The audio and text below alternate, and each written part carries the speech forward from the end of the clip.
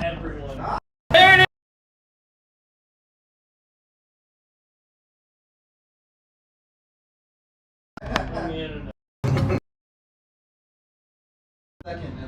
Yeah.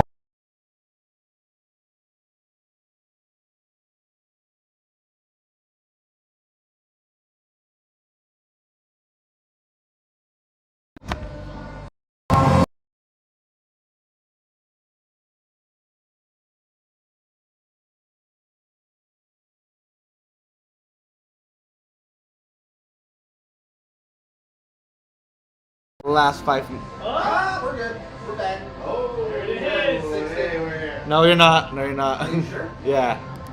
I'm sure. Oh, now it's. Yeah, yeah. Now you're back. Okay, yeah. All right. All right. Woo! Weirder, the start of this show or that hockey Yeah, yeah, game? yeah, A dude. hockey game, come on. Yes, yeah, Perfect start. yeah. That's actually true. You hear? Yeah, that was the perfect extension of whatever that game is. It really was. Look, that game was messy, and you can, we'll no doubt talk about some of the problems the Avs had as well as the successes, but hockey's just weird, man. Sometimes weird stuff just happens, and it felt like most of the things in that game was just weird randomness. Well, did we not say it in the pregame? I said this game goes one. We were like, this game goes one of two ways. It's either this like really close weird game where Ottawa hangs in it early, then they just kind of hang around, or the Avs blow them out, Yeah. and it ended up being 7-5, and it was just the Avs dominated that entire game, and every time Ottawa got a rush, they either got an absolute laser of a goal, Yep. or just like these really weird, fluky, and sometimes a little bit of both. I mean, they capitalized on their chances, and they capitalized against Keumper, who I don't know what was going on back there. Yeah, I don't know. Rudo and I were talking about it during the game. I actually had no issue with Darcy Keumper tonight. Look, did Keumper play well? No. I had no But issue with him. outside of the fourth goal, which he gave up a really bad rebound on, Yeah. Yeah.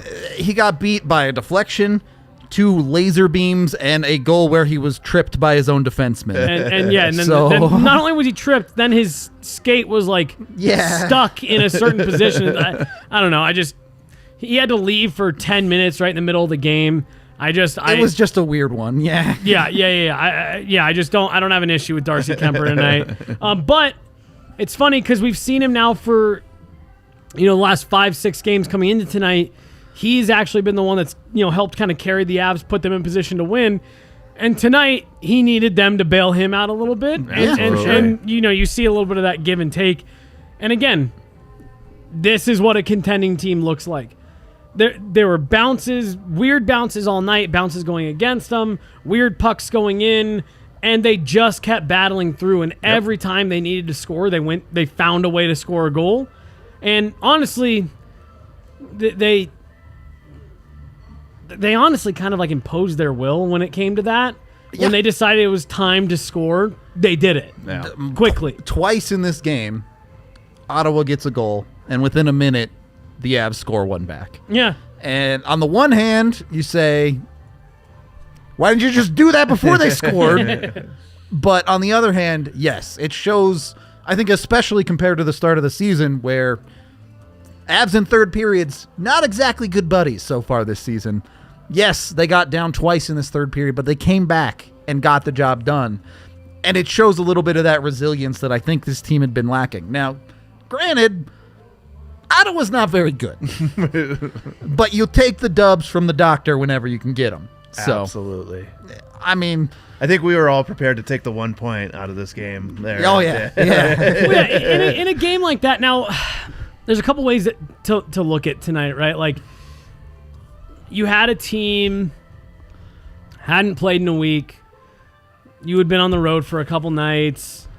They're a bad team. And you can sit there and you say, this is a weird one. There was all kinds of stuff that will never repeat themselves. And if you step back, I haven't looked at the deserve to win-o-meter, but I'd imagine it's pretty heavily tilted towards the Avs. So I would think so. You don't think so? No, I said I would Oh, think so. I was like, really? The second period shots were 19-3. Yeah.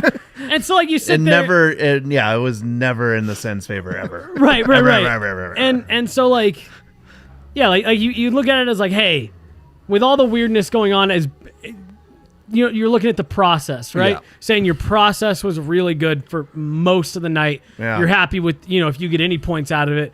But then on the other side, you're saying, no, you're glad they didn't just get the 1 point because they battled through adversity within a game. And that seems to be the theme of the last couple of weeks of getting over the hump, pushing back when you need to.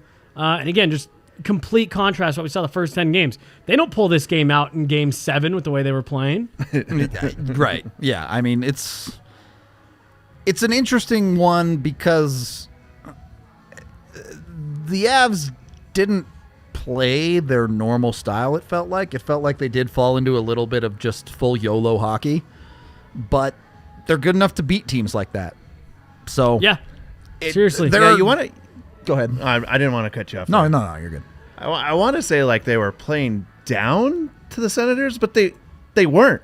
No. They were playing weird. There was just like some awkward bounces. It's seriously like probably like my first kiss with a girl. It was like very awkward for everybody involved. Well, and it was so funny because you had a 5-5 game at one point, and you're looking at it in terms of like, wow, Philip Gustafsson is playing really well and keeping his team in this. And then you look down at the other end and it's like, yeah, Darcy Keumper's having a bit of a tough night. Things aren't going in. Like, it's so funny how you can look at that scoreboard at 5-5 and realize that there's two completely different things going on the ice. Absolutely. There's a team with 5 goals that has earned 5 goals, and there's a team with 5 goals that is just taking advantage of the fact that they're just getting some dumb luck. Yeah. But the Avs looked confident. Like, they looked like they looked like they knew we can go get a goal when we need it, and we're going to eventually pull this out. There was a small lull at the very beginning of the third when Ottawa took the lead on the power play, where they looked like they dropped their shoulders a bit, and then they snapped right out of it. Which, bring your stat up, because that was funny, too. Yeah, I am going to pull it up. I need to get the exact statistic, but there is horrific numbers for power plays to start the period. Everyone thinks it'd be really positive having the fresh ice, but the numbers say the exact opposite. I don't have it right in front of me, but I was in the middle of saying that when they scored. And to be fair, I started a sentence with, I'm going to end up eating these words here. You did, but, you did, for sure. And then they did, right in the middle of me explaining it. Good night, though. Like, honestly, a good night for the Avs. It's a little up and down the game, the score itself, but when you step back and look at this game as a whole, they played well and they won the game. At the end of the day, that's all that matters. Yep. All right, let's go back to the start here. Cash in my bet. Val Nichushkin gets on the board first. Yep. I got paid. Seriously. I got paid on, although, Blais, you hit every bet in your book tonight. Well, right? no, because I don't think Makar Makar didn't get the assist. That's right. Rudo yelled, Makar assist! Makar assist! I swear he got the third assist or something, because... Yeah, but I mean, otherwise, I think I went like 4 for 5, so... So you did okay. Yeah. You did okay. Yeah. The nuke goal. The only reason I got paid is because Kadri totally botched it. No, that was intentional. Intentionally passes it through a wide Through the open crease. net. Yeah. Okay, it was a beautiful touch No, pass. I don't know what you're talking about. Okay. Knowing that Nuke was going to escape from behind the net and get his stick out there. We should have known it was going to be a weird game from that goal alone. Seriously. That's on us. That's on us for not expecting that. Should have just buckled up right then and there. Yeah. But not as relevant in this game, but another nice factor. We've seen the Avs starting to score that first goal of the game more and more over this winning streak. So life gets a lot easier when you put yourself in good spots like that. Absolutely.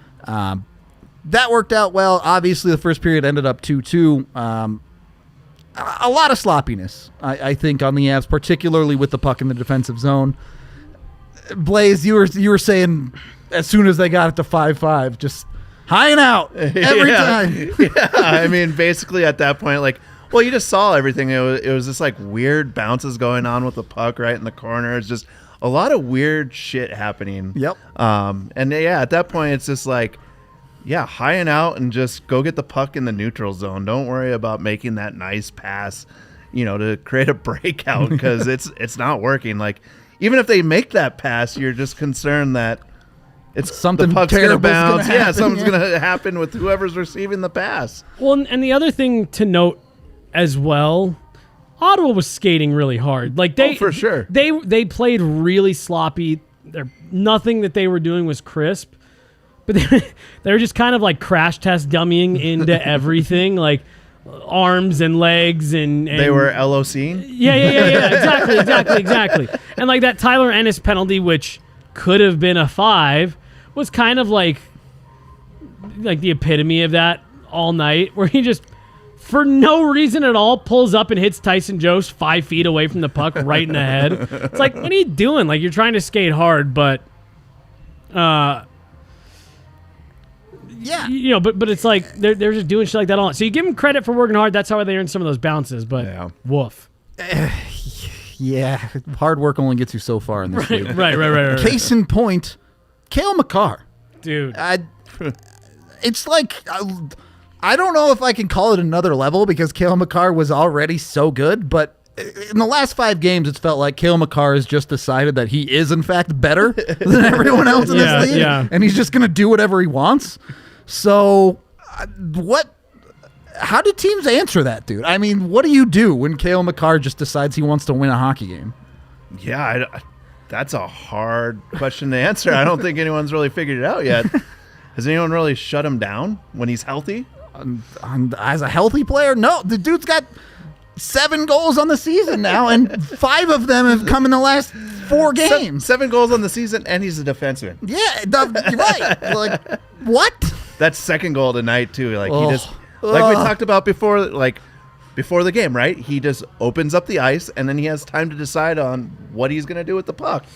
Well, now that his wrist is good, it's just like, I'm just going to shoot and score. I think it was his second one, Rudo. You were talking about, and again, it goes back to exactly what we were talking about in the pregame. His hips, his shoulders, his body is all moving left, and the puck goes back right at 95 miles an hour. Like, it's crazy, man. Like, his ability to create his own space and just do things that I've just never seen somebody do on the ice. Yeah. It's wild. 6 shots on goal tonight, I think, too. I think it was 6 after the second period. It's ridiculous. Insanity. He is basically like, if you were playing that old Nintendo game, ice hockey, you just basically merge all 3 of those players that you can choose from. And that's Cale Makar. Well, and that's, just put them together. That's it. That's honestly the thing is, like, I always say that Nathan McKinnon reminds me of like a weird combination of Crosby and Ovechkin. Yeah. Where he plays with that power, but he's got that, that hockey, sense and stuff like that. Cale Makar is kind of like... that should have been our king of the game. I missed a perfect opportunity. Erik Karlsson, sorry, is that on me? No. Am I talking over the... No, I was just reading your chat. segue? Yeah. Cale Makar is kind of like Erik Karlsson meets Connor McDavid. Like, I'm not saying he's as good as those 2 players put together, but like, just his ability back there is... it's an unbelievable skill set. All right, we'll get to our real king of the game later, but the king of the game in our hearts is absolutely JoJo with the 1 save. He was no goals tonight. against. So, shout out JoJo coming in with Kemper had a skate blade issue that he had to leave the game for. If you didn't think this game was weird, like, you even have goalies just dipping. On a skate blade, that's a... On a skate Yes. Okay. Yeah. I was seriously about to cut him. I was about to start calling for trades of Erik Johnson because he almost kicked Cale Makar right in the nose on the bench with his skateboard. Happy Gilmore style. Almost just took Cale Makar out. And dude, EJ he's just struggling, man. He's riding the struggle bus right now. The puck work tonight was not fun. Again, dude. Yep. It's not good. Yeah. It's got to get better. I think a lot of things need to get better with puck work from this team in the defensive zone. Yeah. If you're really boring down into that tonight, there are multiple goals created because the Avs just failed to clear the zone. Yep. And so, Ottawa capitalized on the opportunities, but just don't give them the opportunities in the first place. we can get into that a bit more, but we are brought to you all by Breckenridge Brewery, the official beer of DNVR. You can get it here at the bar, 8 different kinds on tap, or check your local liquor store. You can get it there along with their Good Company hard seltzer too. So use their Breck Beer Locator online to find it anywhere in the lower 48. So even if you're not a local, you can get the Breck Brew, give it a try today. And then hit up Green Mountain Dental Group. When you schedule a cleaning, x-ray, and exam with them, you get a free Sonicare toothbrush, so you can take care of your teeth at home even better too. They're just 15 minutes from downtown, located over in Lakewood. They're super good at what they do, and they will even give you a bunch of friendly reminders just to make sure you're all up to date and get that free Sonicare toothbrush. Plus, coming up, if you're not doing anything else on Thanksgiving, there's a Rapids game. We're going to have coverage of it. I know a lot of you in the chat have asked on this show if we're ever going to do Rapids coverage. Well, we're finally doing Rapids coverage, so be sure to check that stuff out. When you go over to Thursday, Thanksgiving's on Thursday, Rudo. You're such a genius. On Thursday, watch the Rapids game while you're hanging out and eating a bunch of turkey, or maybe, put the Rapids game on while you're sleeping off the turkey. And then you can tune in here at DNVR to hear all about it and how things went down. So should be a fun time. We're looking forward to it. They're playing the Timbers, right? The Timbers won the other night to put it in. I don't know what that... Okay, good. Yeah. All right. Second period of the DNVR Avalanche podcast presented by DraftKings Sportsbook. Rudo, Blais, Jesse, talking about what's probably going to be the weirdest game of the season, I would assume. I don't know if you're going to get one much weirder than that. This one just popped up on the TV as a replay, so let's just talk about this. Alex Newhook. I was going to say, I want to get into Newhook. Oh, man. Gets the game winner. Obviously a great little play from Nuke to help create it on the forecheck. Absolutely. But Jesse, I think you said it best when they finally got a dude with skill down there. Yeah, seriously. So that's honestly the goal that Alex Newhook scored tonight is exactly what you are looking for out of a player like him. We've talked for so long about get this guy into the lineup. And with young players like this is honestly where I think they struggle the most. Someone like Newhook, who's been probably the best or a top 3 player in every league he's played in his whole life. Yep. And he's, you always just have that ability to outskill everyone else in the rink. When the chips are down, you are just better than almost every player in the rink. Well, you get to the NHL, and that's very much not the case unless you are Connor McDavid, Nathan McKinnon, Sidney Crosby, right? I'll put Cale Makar on there, too. Yeah, right. But, and that's honestly part of what made Cale Makar so interesting and such a rare player is that he jumped in right away, and he was one of those players. And that's what I think was missing from Newhook at the beginning of the season when they called him up was he just looked like he was trying to be the best player out there again. And what he did tonight was he got himself to the right areas. He skated hard. He tracked the puck well. And then he got into a situation where he was able to just let his natural abilities take over. What he's always been good at, what's always made him the best player in the rink, was able to take over. And it was a beautiful skate-to-stick finish. And again, we talk a lot about bottom 6 guys and needing more production. There's a guy with serious skill in your bottom 6. That is why Alex Newhook is playing where he's playing right now and not on that top line, because he's just better suited for that right now. And you keep letting him do stuff like that, and you keep seeing him do stuff like that. He's going to work his way up the lineup. Oh, he's not going to be a bottom 6 his whole career. No, absolutely not. Yeah. But he's playing well right now, and he's doing the things that he needs to do, and he's starting to get rewarded with it. Someone just put in, he's got 3 goals now since this call-up. It's not hard to see what he's done different this call-up versus the beginning of the season. Just go back and watch the tape. He's a completely different player.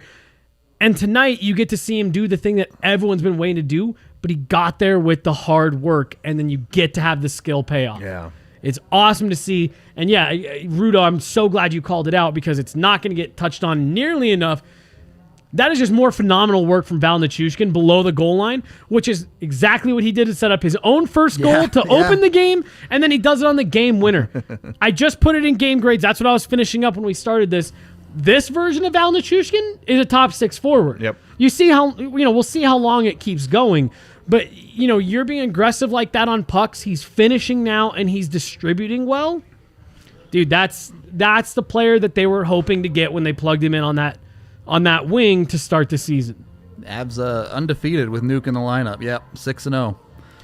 It's awesome to see. And again, I think, Rudo, you were actually the one that said they miss a player like him when he's out, who is just on pucks, closes gaps, and just he finds a way to get a stick on everything. Yep. He got some Selke votes last year, way down ballot.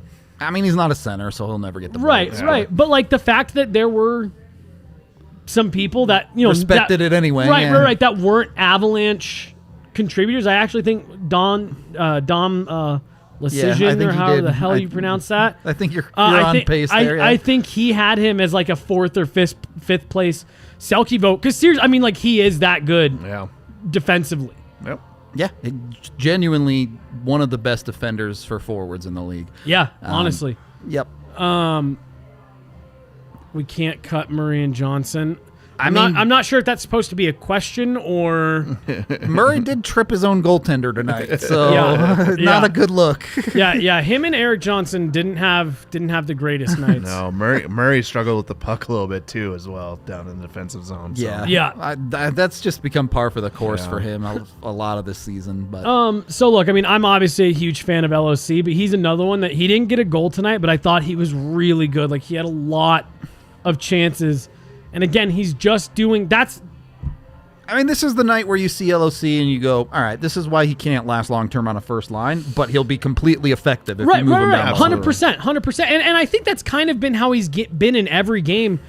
And honestly, like Jared Bednar's really liked him, and I think again he's liked him within the context of exactly what you said. This isn't a top line player, but the fact that he's passable for what is it 4 games now? 3 or 4. 3 or 4 games now, where it's like. He's completely passable on that top line. He's not costing you anything. And in fact, if he had a little bit more finish to his game, he could have had 1 or 2 tonight because he got himself in good position. Had a breakaway opportunity. I forgot about that. He definitely could have had 2. He had that one and the one-timer from the slot. The slot where he put it center mass. But still, you got to like the guy's energy too. Like he's one of those guys that's just always on somebody as well, right? Like he isn't kind of slacking when he's out on the ice. He's moving his feet. He's causing issues for the other team to make quick decisions, and that's when, hopefully they make a wrong decision and your top guys do something with that puck. The guys he's out there with, Yeah. And that, honestly, to me, exactly what you just said about how he's always on someone is why he got that look over Newhook to start. Sure. Because they're saying, hey, it's to me, I almost kind of look at it as I'm sure the conversation is happening, in those one-on-one meetings with, Bednar and Newhook. They're probably saying, look what he does. Look where he's getting himself into position. If you do that, you have the shot to finish that he doesn't have. If you can move your legs the way that he does, you can be a top-line player where he's got his shortcomings. Yep. You've just got to emulate that effort level. And again, that to me was what Newhook did tonight on that game winner. Got himself to the net, won a stick battle, skate to stick, everything you want to see. Chat's talking about Jost, so I do want to bring it back around to that conversation. We talked about it a little bit. Blais, seeing Jost stand up for himself, is that something the Avs need more of? Absolutely, with this team. I mean, obviously, there's been a lot of people talking about the Avs being too soft.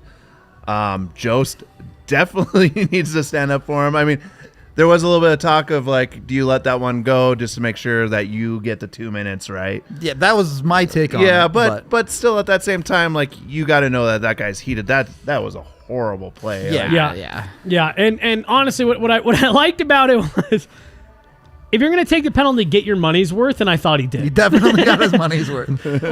We were having a conversation about Jost where it's like, the finishing ability has never quite come in the NHL, but he's quickly becoming a Matt Calvert type of guy. Yeah.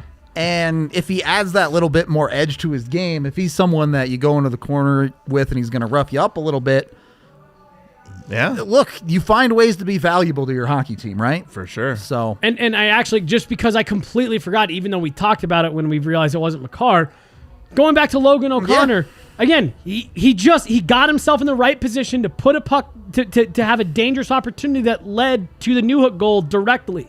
He picked up the first assist on that.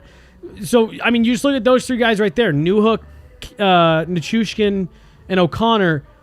They just did the right things. They followed the right process on that goal, which on a night like tonight where you're battling everything, and you have to do those things. And you right. set up the dudes doing the hard work, getting their production done, and then you throw in our king of the game, Nazem Kadri, who just is an absolute point machine right now. Dude, has a 4-point night. Fourth in the NHL. He's fourth in the NHL in points. He's 22 points. 24. Is it 24? After tonight. Unreal. I mean, he's just unstoppable right now. Genuinely. And yeah, he had 3 assists with the goal being one of the empty netters, I think. He had the empty netter. Yeah. The empty netter, correct. And so... You got to talk, though, what was the one goal where he fed it over to the back door? That was the first goal? Or yeah. Was that the... Yeah, beautiful touch pass. Yeah. Totally on purpose to Nuke? Yeah. No. It had to be the second goal then that he assisted on. He was coming down along the boards. Oh, to Taves. Oh, yeah. That's right. The socks in. It was like the angled to back post. Yeah. Yeah. That was a ridiculous pass. I mean, Jesus. I also love that Taves, for back-to-back games, you have defensemen leading odd man rushes and being the ones coming up with the goals. It's you got 3 goals from defensemen tonight. Yeah. And, a bounty of more points beyond that. But I don't know how you prevent the Avs from just running their offense through their defense like that, because they just have too much talent. They just do. I've been saying it since last season, and now you add in, with the way that Byram's been playing, that defense is a legitimate X factor, and people throw that term around a lot for individual players and stuff, but when you start talking about matchups and playoffs and home ice advantage and those types of things, your D-core, when it's healthy and playing kind of the way it is right now, I mean, how dynamic is that? That even if if you're on the road and an opposing coach tries to match your third line with a first line, well, you throw Cale Makar and Devon Taves out there, and everything's kind of evened up. It's fun. Yeah. like you're just having that many top tier defensemen is just.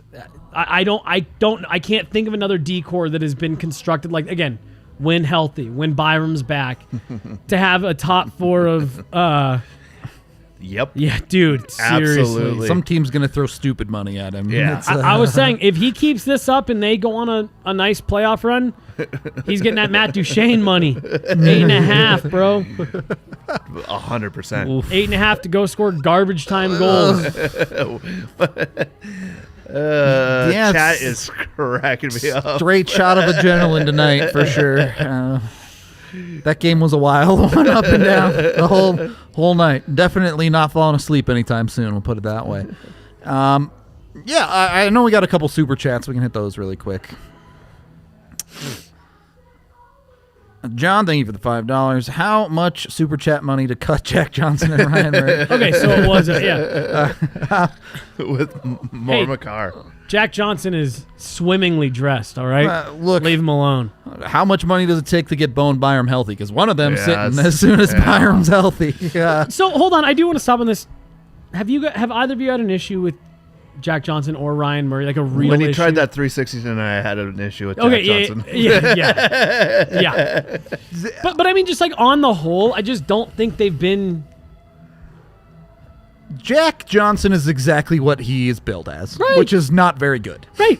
Totally passable veteran on your bottom pairing that, like, don't put him in any kind of spotlight. But Ryan Murray's been a little disappointing to me. I thought there was going to be a bit more puck moving ability there.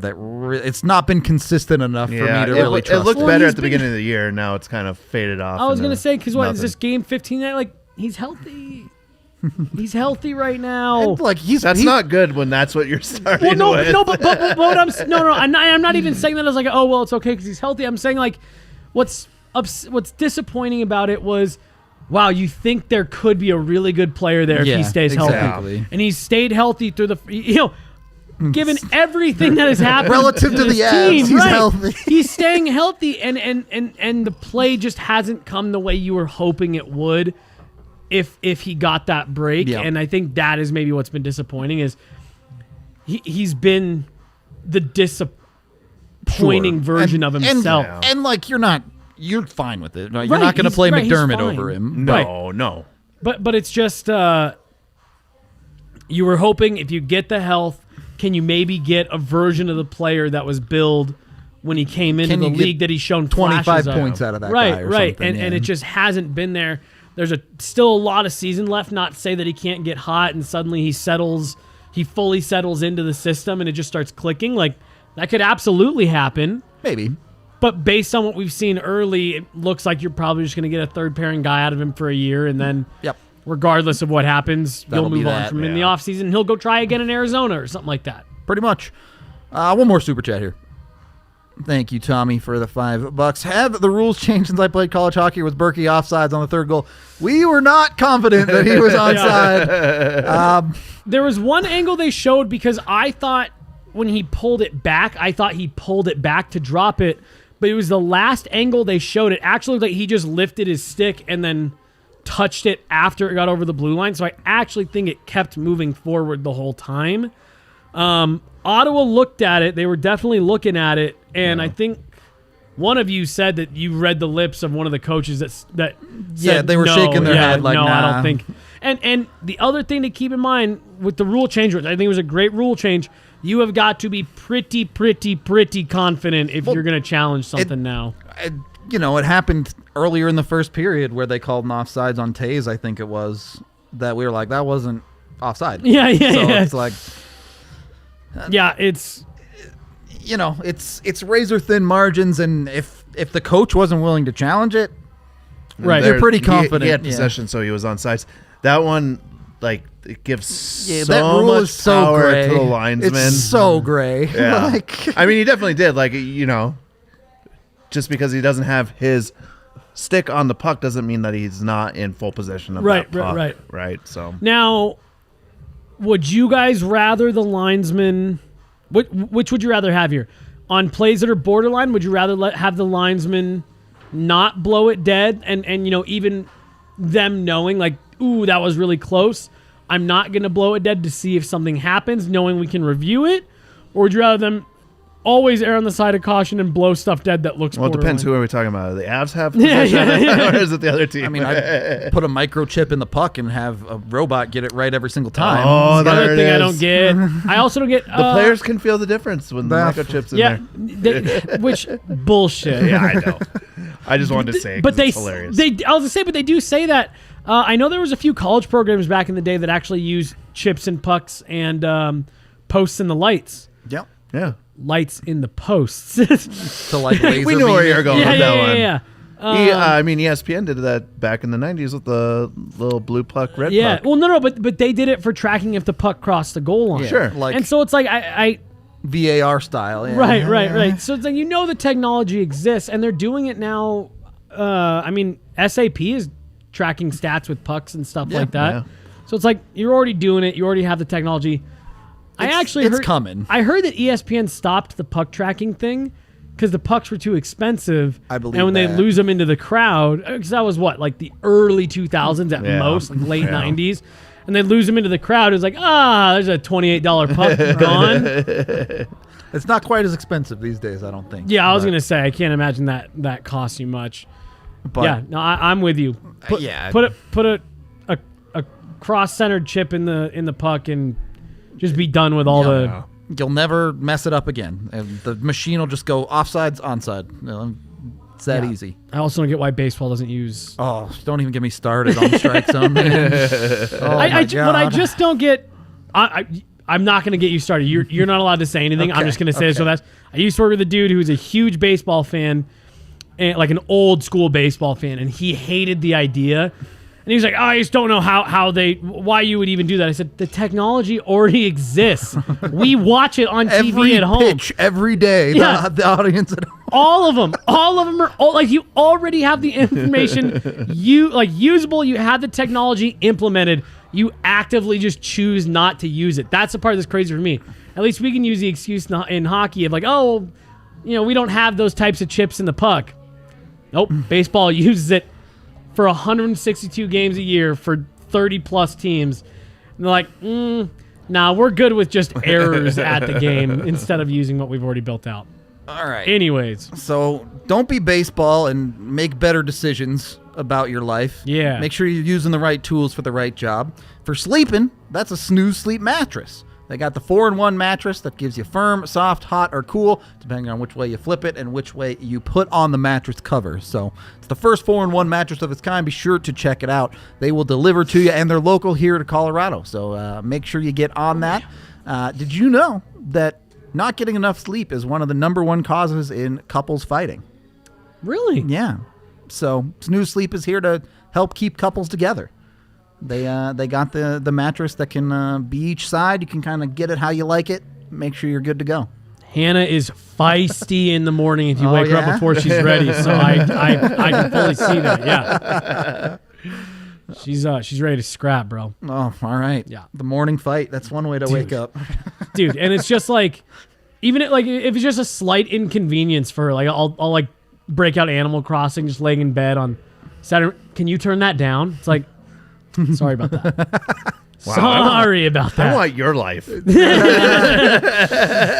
Blais has 4 kids knocking his door down in the morning. Well, no, I mean my other one's like sleep till noon if you let him. Oh, that's a dream I got right there. one though. I know one that kid. yeah.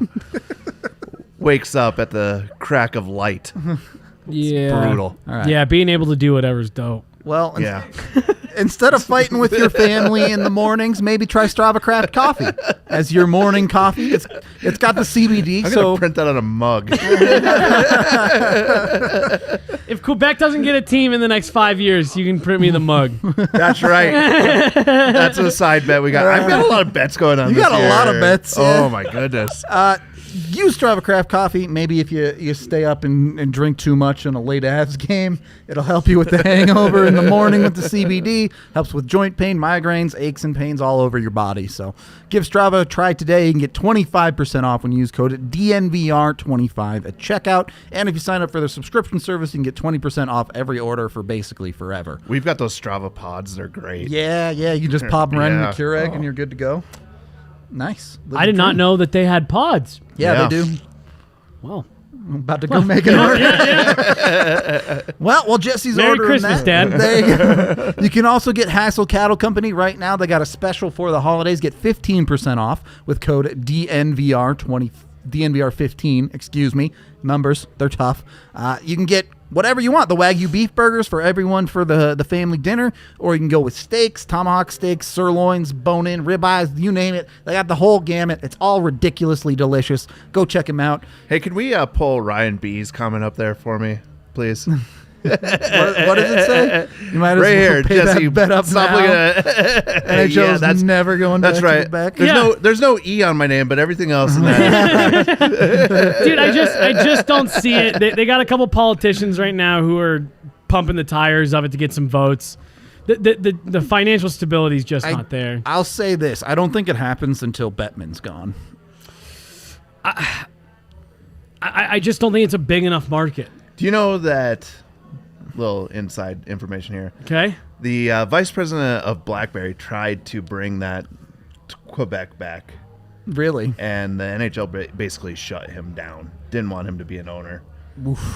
Who was it? So this was all during. They wanted to bring Arizona back up to Quebec. Obviously, When was this? This would be 10 years ago. Okay, so a bit ago. Yeah. I mean, BlackBerry was relevant. That's how. They're still they BlackBerry, still own you like said. the government contracts, right? Yeah, But- maybe. Maybe they don't. I don't know. There's no way. There's no way.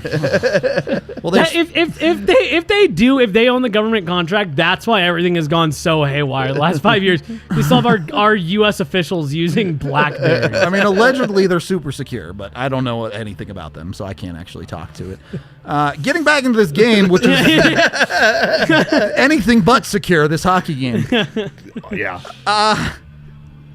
Where, like, realistically, which parts of the film do you take from this game and say, look, this is something we can improve on? Because I feel like a lot of this is you just burn the tape, take the dub, and move on.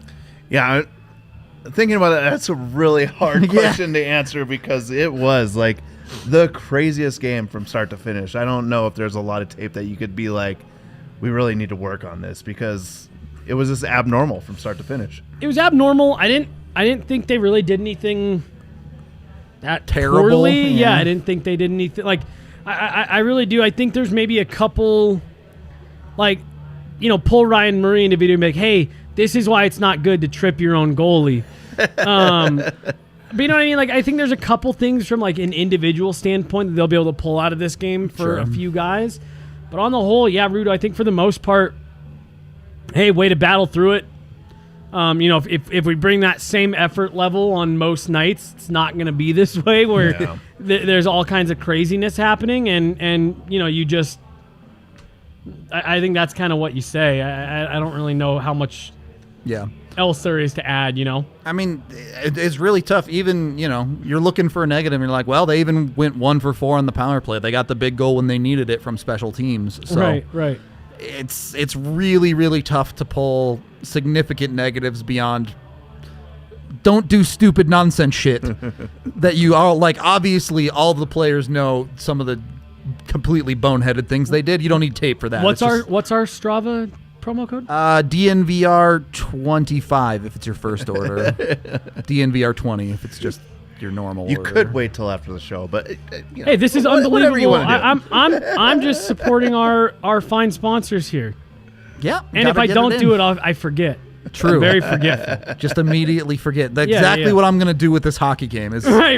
Immediately forget about it. I should do too, for sure. So 5 in a row is 5 in a row? Yeah, seriously. Yeah. And again, we talked about it. Boom. Thanks, Strava. We talked about it after the second Columbus game where we said, hey, things aren't going great, but you weren't as off pace as it seemed after 10 games, right? You want to be collecting 12 points for every 10 games. They got 9 through that first stretch. We said, okay, so now for your next 10, you've just got to overdrive a little bit. They've already got 10 points in 5 games. And you're feeling completely different about where they're at in this season. You've got games in hand on the top teams in your division and in the league. Yeah, and you're basically knocking on the door of the wild card right now. Right. I think Nashville won today, so they're probably they're one out. By total points, they're still behind, but by points percentage, they're well ahead. Yep. So they're now 2 points back of the Predators for the final wild card spot with 3 games in hand. Yeah, exactly. Yeah, and they have 3 games in hand on every team above them. And like if they win out, they're ahead of all of those teams. Yeah, Vegas 3 points ahead of the Abs, and the Abs have 4 games in hand. Yeah. They are actually sitting in second place in the Central, 4th in the Western Conference if you're going off points percentage. Yep. I saw chat talking about. We talked about this on the pregame a little bit, but a lot of dudes skating again for the Avs. Yes. Do we know when Byram will be back? Do we have an estimate? Nope. So what Jared Bednar is saying is that they are letting Byram be completely the judge of how hard they're pushing him, what all he's doing. They're letting him get on the ice when he's comfortable. And right now they're just, hey, it's always ankle season, all right? Always ankle season. We got year-round. We got our own ankles. The Nugget Show has Wins ankles. I got flip-flops on. Yeah. We got double ankles. Yeah. Right. I wear jeans like a normal person, all right? Ankle season 24/7, 365. Even my jeans show some ank. You always got to. The tight jeans are not my style. All right? 9 shots for Cale, man. All right. Yeah, geez, 9 shots for Cale Makar. But no, so really encouraging though. It's going on, I think, 6 days in a row that Byram has been on the ice, has been doing pretty intense off-ice workouts. Just all good signs for someone who's had concussion issues in the past. He's being reevaluated after every skate, after every workout, meeting with the training staff and stuff. So, I mean, if that keeps going well, I'd imagine maybe this weekend, maybe they get him in the Dallas game. Or maybe back-to-back or something. Yeah, maybe they wait till the second leg of the back-to-back to get him back in. Yeah. And then just since we're already in this room, Nathan MacKinnon, I'm not expecting him to play this week. They have 4 games, 3 after tonight.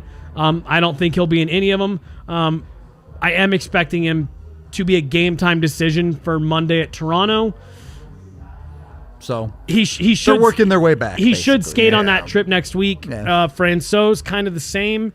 Not quite ready to activate him yet. He's getting there. And Martin Kaut has been skating the last few days. Took morning skate today. They never really said what his injury was. Like I said, I think I've got an idea of what McKinnon's is. We obviously know what Byram's is. We know what Franco's is. We know that JT Compher's some type of pull or strain in the upper body somewhere. Right. Yeah. And so, we kind of have an idea. Martin Couch just the one where he's like, oh, yeah, he's hurt. He'll be back sometime. Yeah. The last basically thing that was up there, I think it was from Chris Morton.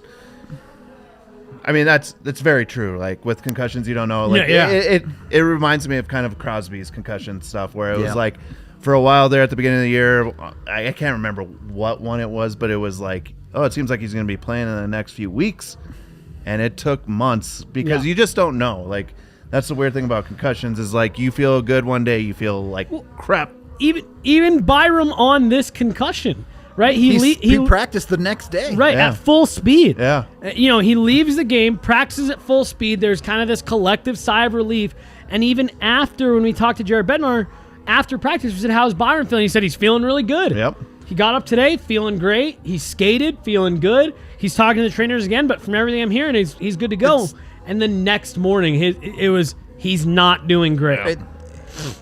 It's something that I can't explain to someone who hasn't had a concussion before, because it's just weird. Like, you wake up and feel fine, and then other days you wake up and, like, you look at a light and it's like, oh, I'm gonna go vomit. Yeah.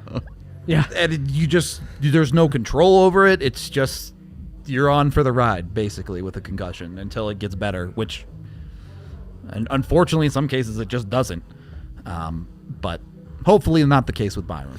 Yeah, you hope, and I wrote about this last week. It's refreshing to see the Avs take this approach with a concussion, right? Yeah. We talk a lot about sports and specifically hockey, how guys battle through injuries, and that's really considered a badge of honor. Now, one, there's part of that I so respect, because that is the ultimate. These people are willing to put their bodies on the line to achieve their ultimate goal, their ultimate dream, and that is not everybody is wired that way, and it really does take a special type of person to want to do that. But there also is a level of it where I'm sure that there's players that battle through stuff that maybe they don't want to because they feel pressure that, hey, I need to get back. Hey, I need to be, this is my job. You look at someone like Pavel Francouz. Dude signed a 2-year contract and has not played a game of it. Yeah. Like there can be people that feel that pressure and maybe put themselves in vulnerable positions that they shouldn't. I love that the Avs are taking this approach that you are back when you feel ready. Yeah. Not when we say you're ready, not when we sign. Now, obviously, I'm sure they're going to make sure their doctors do sign off on it. But, that they're saying if you aren't comfortable stepping on the ice for practice, we're not going to make you. Especially with the Byram, right? The kid's 20 years old. Right. Does his whole career ahead of him. Why risk that? Right. It's just... Right. Yeah, beyond this season, why would you risk that? Yeah. And I'm glad to see that they're... I don't want to say I'm glad to see they're taking it seriously, because all of those, I do truly believe injuries and stuff in 99% of cases are taken very seriously, just maybe not handled the correct way. I'm glad to see they're taking this seriously. They're handling it the right way. They're collaborating with the player to make sure that he feels comfortable and he feels ready to get back into game action, and you know, even just skating and stuff. And so, it sounds like good news is finally coming for the Avs. I think they've gone 3 straight games without an injury. Yeah, I Without think a this new was injury? the 3rd in a row without an injury. So, knock on all the wood. But You see Keumper leave the game and you're not sure, and you're like, well, so he was down, and we're like, oh, I think it's just a skate thing. Cuts away and it cuts back, and he's getting They're, like like, double helping him help. I was off. like, oh my gosh! But it was just because he couldn't put the one skate down. yeah. Yeah. So that jump cut back was a little jarring. But the Avs got through this one, I think, with injuries and the game itself. They got the dub. They keep the winning streak going. Any final thoughts from either of you? No. What's our Avs keep going. Oh, what's our man games loss? It's a lot. It was at 52. I believe they showed it the other game. I think when you were in Seattle, they showed it, and I believe it was at 63. Yeah, I was gonna say because it was at 52 like a week and a half ago. Yeah.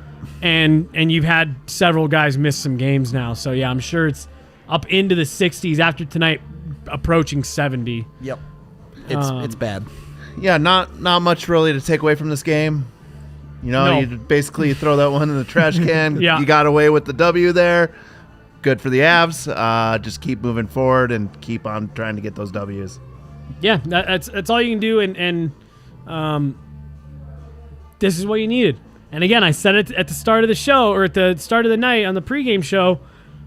You keep this up, and suddenly you're looking at McKinnon, and it's like, we got a pretty good thing going here. We add this back in, we're feeling great, but don't mess this up.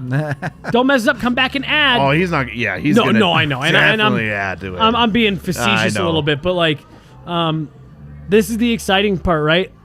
Yeah. Like you're rolling right now, and you get McKinnon and Byram back, On paper, you get better. and then you Yeah. add Phil Kessel. The Woo, hot dog per 60 goes Yeah. up so much. dude, crazy. I told my buddy in Seattle the burrito story. Yeah. He was dying, bro. He dying. He loved it. So funny. All right. Chat, we love you. We're going to get out of here. Thank you for watching. We appreciate it so very, very much. Be sure to like and subscribe here on YouTube. Yeah, we'll be back tomorrow with our usual pod, 1:30. You know the drill. I'm sure we'll be talking about everything Avs and probably other nonsense going on around the league. So until then, we'll talk to you all later.